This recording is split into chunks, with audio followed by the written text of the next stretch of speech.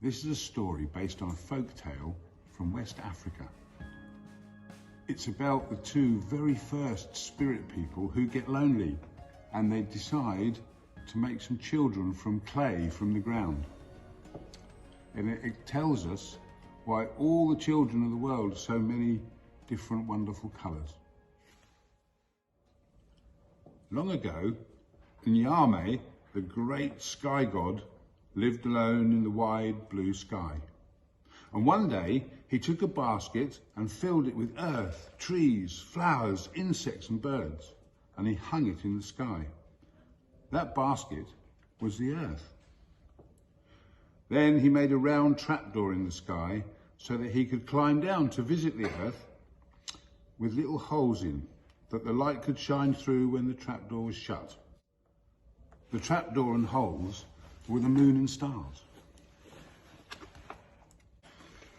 One day, Nyame was looking through his trapdoor moon, admiring the earth down below. But deep inside him, two little spirit people were curious. They wanted to see what was going on. So they climbed up Nyame's throat, into his mouth, over his tongue, and were just looking through his teeth when he let out a tremendous sneeze. The two spirit people, Kweku and Nancy and Asuya, went flying out through the trapdoor, down, down, down, and landed with a bump on the earth. They picked themselves up and looked around at the tall trees and hanging vines, the dark pools and splashing streams, the brilliant birds flashing through the leaves. Nearby, they found a warm cave and decided to make it their home. Each day, they went outside to explore, to sing with the wind and dance with the falling leaves.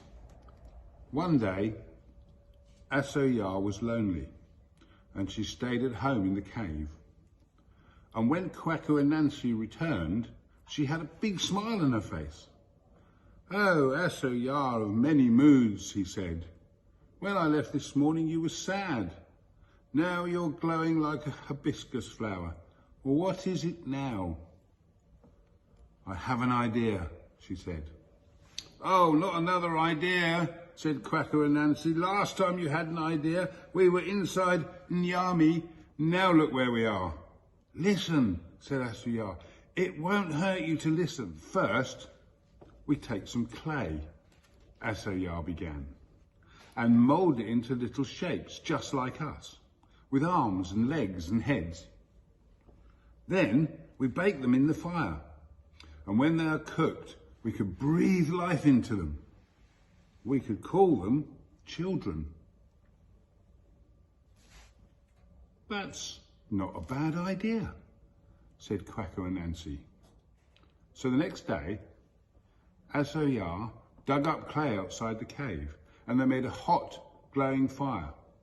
Then they shaped little figures like themselves and put them into the fire to bake. Suddenly, they heard crashing footsteps outside in the forest, and Nyame had come to visit. Frightened that they were doing wrong, Kweku and Nancy and Asuya snatched the little clay figures from the fire, wrapped them in leaves and hid them at the back of the cave. Nyame's face appeared in the mouth of the cave. "Well, my spirit people," he said, "are you enjoying my earth?" "Oh yes, Nyame," they replied. "Are you being good?" "Oh yes, Nyame," they answered. "We're being very good." "Well, take good care of everything I have made," Nyame boomed. And then he disappeared. Next day, Asoya made a new batch of clay children. But no sooner had they began to bake them than Nyame was back again. This time the spirit people had no time to take out the little figures.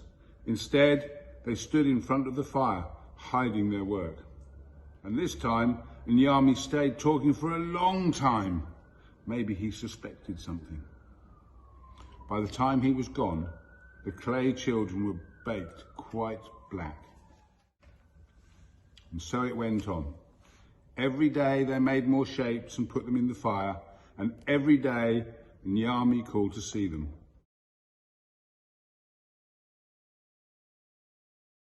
Sometimes they heard him coming and were able to take the children out of the fire. Sometimes they had to leave them in the fire until he had gone.